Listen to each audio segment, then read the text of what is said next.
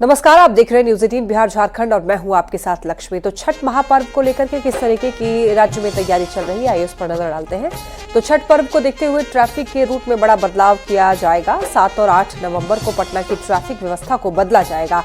इसका मुख्य रूप से असर अशोक राजपथ पर देखने को मिलेगा। 7 नवंबर की दोपहर 1 बजे से शाम 7 बजे और 8 नवंबर की सुबह 2 बजे से 8 बजे तक अशोक राजपथ पर सामान्य गाड़ियों का आना जाना बंद रहेगा। रूट के बारे में ज्यादा जानकारी दे रहे हैं संवाददाता संजय कुमार।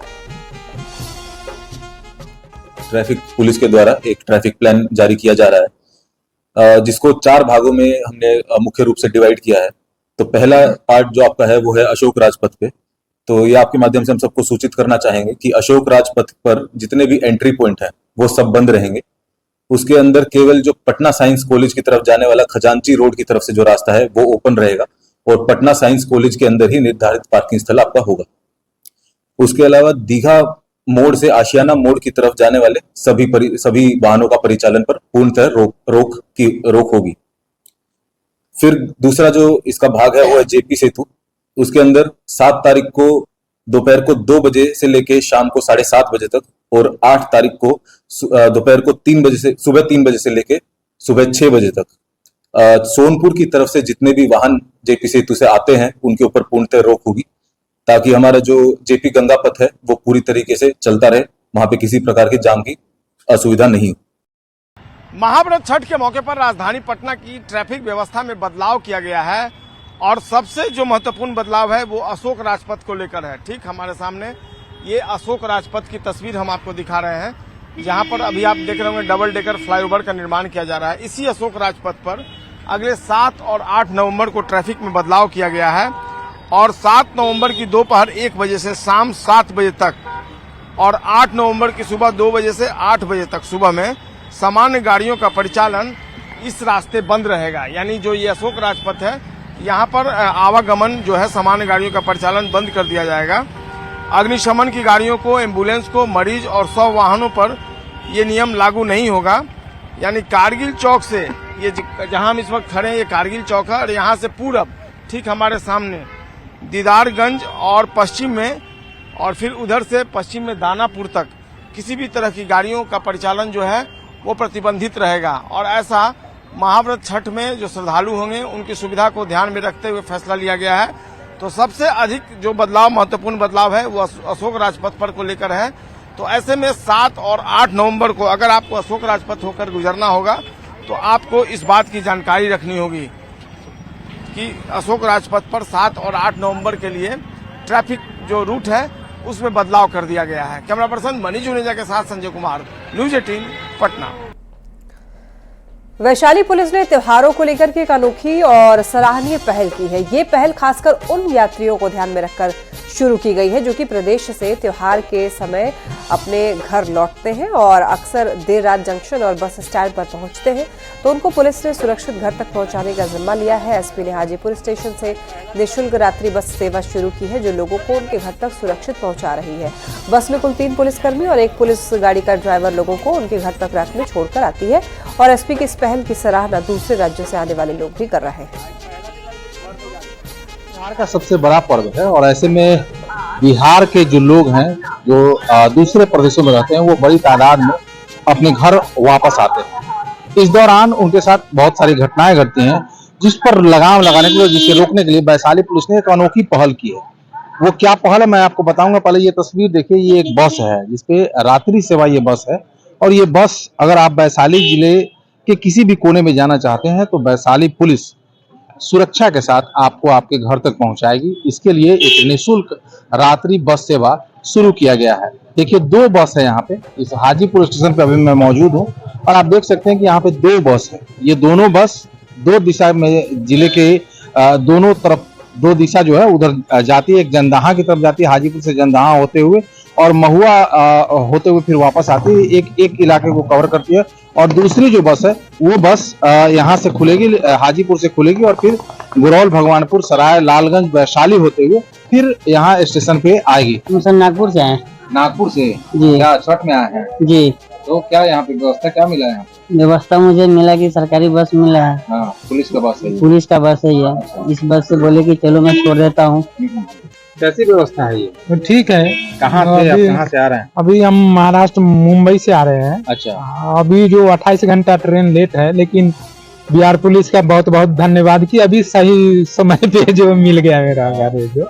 तो देखिए इस तरह से जो लोग हैं वो अगर ये वैशाली पुलिस की ये सेवा नहीं मिलती तो लोग जो है वो यहाँ रात में ही रुक जाते, चूंकि उनके साथ कई तरह की घटनाएं भी घट चुकी है। कई सारे ऐसी घटनाएं हैं जो कई बार सामने आती हैं और जो लोग जो घर जाते हैं उनके साथ कई तरह के हादसे हो जाते हैं। हम तो अभी खगड़िया से आ रहे हैं, हम दिल्ली रहते हैं, लेकिन हम सैल्यूट करते हैं प्रशासन को कि यहाँ की नागरिकों की वैल्यू समझते हैं। जैसे फॉरेन में एक एक नागरिक की कीमत होती है, कद्र होती है, कि अपने नागरिकों को सुरक्षा दे, साधन दे, सहूलियत दे, जैसे विदेशों में सुनते हैं वैसे बिहार सरकार ने किया है। चाहे वैशाली जिले मैं इसको सैल्यूट करता हूँ। प्रफुल्ल कुमार, न्यूज 18 हाजीपुर।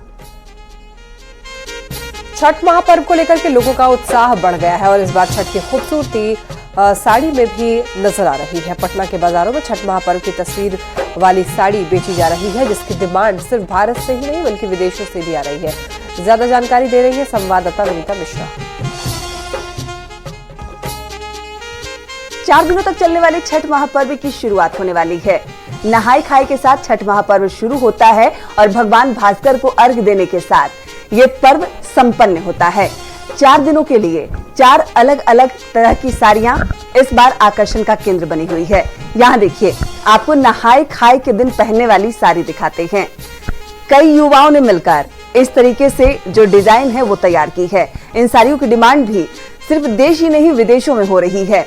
नहाय खाए के दिन कैसे जो महिलाएं हैं जो व्रत करती हैं वो खरना के लिए भगवान भास्कर को अर्घ्य देने के लिए प्रसाद की तैयारी करती हैं, गेहूं कुटती हैं, वो इस साड़ी में दर्शाया गया है। इसके साथ ही साथ कई और साड़ियां हम आपको दिखाते हैं, क्योंकि नहाय खाए के बाद खरना का महाप्रसाद बनता है और उसके लिए भी साड़ी डिजाइन की गई है। ये देखिए, जो व्रती हैं, जो माताएं और बहनें हैं, वो खरना का महाप्रसाद यहाँ ग्रहण करती हुई नजर आ रही हैं। केले का पत्ता है और 2 व्रती भगवान भास्कर को प्रणाम करके खरना करती हुई नजर आ रही हैं। ये साड़ी भी विदेशों में सबसे अधिक डिमांड है और उसके बाद भगवान भास्कर छठी मैया को अर्घ्य देती एक व्रती इस साड़ी में नजर आ रही है। 4 दिनों तक ये महापर्व चलता है। नहाय खाए से इसकी शुरुआत होती है, खरना का प्रसाद बनता है, भगवान भास्कर को अर्घ्य दिया जाता है और उसके मद्देनजर खूबसूरत साड़ी और उस पर पर्व की जो तस्वीर है वो नजर आ रही है। और ये तमाम जो डिजाइन है, कुछ लड़कियों ने इसे बनाया है और इसकी डिमांड भी विदेशों में हो रही है। क्या नाम है? मेरा नाम ज्योति है। ज्योति, आप लोगों ने मिलकर ये बनाते हैं? हाँ हाँ, हम लोग मिलके बनाते हैं। और कहाँ से ऑर्डर आ रहे हैं? और यहाँ के आसपास से तो आते ही हैं। हम लोग के यहाँ पे बाहर से, फॉरेन से भी बहुत सारे ऑर्डर के लिए बोला जाता है। पहले से ही, काफ़ी टाइम पहले से ही हम लोग काम शुरू कर देते हैं। आपका क्या नाम है? अपूर्वा। अपूर्वा, कैसे मन में आया कि 4 अलग अलग डिजाइन की साड़ियाँ बनाएं? पहले स्टार्टिंग में हम लोगों ने एक साड़ी पे काम करा, फिर हम लोग फिर कुछ मतलब सोचते गए कि अगर हम लोग छठ में 3 खरना, नहाए खाए और अर्घ से होता है, तो क्यों ना वो तीनों हम लोग अपने साड़ी में दर्शाएं। शुद्धता का खासकर ध्यान रखा जाता है। काले रंग का इस्तेमाल इस पर्व में नहीं किया जाता और वो तमाम चीजों को ध्यान में रख के साड़ियों को डिजाइन किया गया है और जो पर्व है उसकी तस्वीर इन साड़ियों में नजर आ रही है। इसके साथ ही साथ कलसुप भी इन लोगों ने डिजाइन किया है, यानी आप इन डिजाइनर साड़ियों के साथ साथ जो भगवान भास्कर को अर्घ देंगे, इस तरीके से खूबसूरत कलसुप में अपने फल को रखकर भगवान भास्कर की आराधना कर सकते हैं। तो जो खूबसूरती है इस त्योहार की वो यहाँ नजर आ रही है, साड़ियों में नजर आ रही है, कलसुप में वो खूबसूरती नजर आ रही है। और यही वजह है कि सिर्फ देश ही नहीं, विदेशों से भी ये कलसुप और इन साड़ियों की डिमांड हो रही है। विनीता मिश्रा, न्यूज 18 पटना। कटिहार के मनिहारी गंगा घाट पर छठ की तैयारी को देखते हुए नगर पंचायत के मुख्य पार्षद ने नदी में महाजल से बैरिकेडिंग की गई है और आपको बता दें कि श्रद्धालुओं की सुरक्षा को ध्यान में रखते हुए महाजाल को लगाया गया है और 1000 फीट के इस महाजाल की लागत लगभग 3 लाख रुपए बताई जा रही है। मुख्य पार्षद ने अपने निजी कोष से इसकी व्यवस्था की है। ज्यादा जानकारी दे रहे हैं संवाददाता सुब्रत गुहा।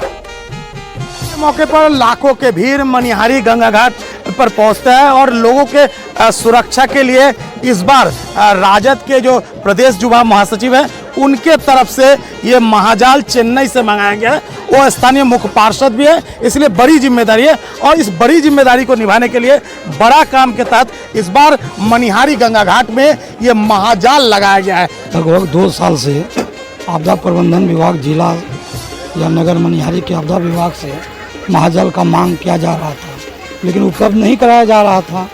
तो नगर मुख्य पार्षद राजेश कुमार उर्फ लाखो यादव, जो राजद के प्रदेश युवा महासचिव भी हैं, चेन्नई से अपने निजी कोष से लगभग 1000 फीट यानी 300 मीटर का महाजाल हरा कलर का, हम लोग को बहुत ज़्यादा सहूलियत होता है। जो कि बैरिकेटिंग जो पार करके आते थे पब्लिक, वो अभी पार करके नहीं आ रहे हैं और ये महाजाल लगने से हम लोग को परेशानी थोड़ा कम हुआ है। कई वर्षों से मांग था। हाँ, बहुत वर्षों से बहुत माने कि कहने का मतलब आज से करीब 7 साल से मांग था महाजाल का। यहाँ सिर्फ इसी कटिहार जिला के ही नहीं बल्कि नेपाल, आसाम और बंगाल तक से लोग आते हैं। ऐसे में ये महाजाल इस इलाके के लिए, इस घाट के लिए बेहद उपयोगी साबित हो सकता है।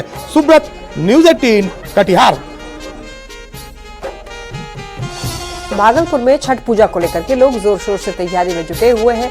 जिले के सभी गंगा घाट पर छठ व्रतियों की भीड़ देखी जा रही है। बरारी गंगा घाट पर श्रद्धालु गंगा स्नान करने के लिए पहुंचे हैं। आपको बता दें कि 5 नवंबर से नहाय खाई की शुरुआत होगी, लेकिन छठ व्रती अभी से ही घाट पर स्नान के लिए पहुंचे हैं। जायजा लिया संवाददाता विकास कुमार सिंह। का महापर्व छठ की तैयारी में लोग जोर शोर से जुट चुके हैं। भागलपुर के सभी गंगा घाटों पर छठ व्रतियों की भारी भीड़ देखी जा रही है। हम आपको तस्वीर भागलपुर के बरारी गंगा घाट से दिखा रहे हैं किस तरह से भागलपुर सहित आसपास के कई जिलों से काफी संख्या में छठ व्रती और श्रद्धालु गंगा स्नान करने के लिए यहां पर पहुंचे हुए हैं। खासकर जो पड़ोसी राज्य है झारखंड और बंगाल से भी काफी संख्या में छठ व्रती यहां पर आज गंगा स्नान करने के लिए पहुंची हुई है। यहाँ पे छठ पूजा की एकदम मन से आराधना करने से, सूर्य की आराधना करने से अपनी सारे मनोकामना को पूर्ण करती है छठ मैया। आज गंगा स्नान करने के बाद क्या कीजिएगा? इसके आज गंगा स्नान करने के बाद हम लोग का जो भी कार्यक्रम होगा, छठ पूजा परसों से कद्दूबात से स्टार्ट है, उसकी तैयारी हम लोग कल से स्टार्ट कर देंगे। भागलपुर के बरारी गंगा घाट पर छठ व्रतियों की भीड़ है और सभी गंगा घाटों पर इस तरह की भीड़ देखी जा रही है। बता दें कि छठ पूजा को लेकर जो छठ व्रती हैं, जो श्रद्धालु हैं, वो तैयारी में जुट चुके हैं और कद्दू भात के साथ ही लोक आस्था का जो महापर्व है छठ, उसकी शुरुआत हो जाएगी। विकास कुमार सिंह, न्यूज़ 18 भागलपुर। लोक आस्था के महापर्व छठ की तैयारी जोरों पर है, लेकिन इस बार हाजीपुर का विश्व प्रसिद्ध केला छठ पर्व में नहीं मिलेगा। इसकी सबसे बड़ी वजह है मौसम की बेरुखी। आंधी और पानी ने केले के फसल को बर्बाद कर दिया है और इसी वजह से केले का उत्पादन कम हुआ है। हाजीपुर सैदपुर गणेश गांव की अगर बात करें तो इस गांव में 18 किलोमीटर तक सैकड़ों एकड़ में सिर्फ केले की खेती होती है, लेकिन आंधी पानी के साथ साथ उखरा नाम की बीमारी ने केले की फसल को काफी नुकसान पहुंचाया है, जिसके चलते इस बार किसानों की मजदूरी तक नहीं निकल पा रही है। किसानों का कहना है कि हर साल केले की खेती में नुकसान हो रहा है और सरकार के तरफ से मुआवजा भी नहीं मिलता। जो अन्हर बहा उसी में सब इनमें से उनमें करके गर्दा कर दिया। हाँ, आज इधर से आज उधर से चारों तरफ से मार दिया झोकर, बस सब खत्म। केला के अभी इधर तो गड़बड़ा गया है, लेकिन अभी अभी का टाइम है, पर्व का टाइम है, इस समय लोग बेच रहे हैं।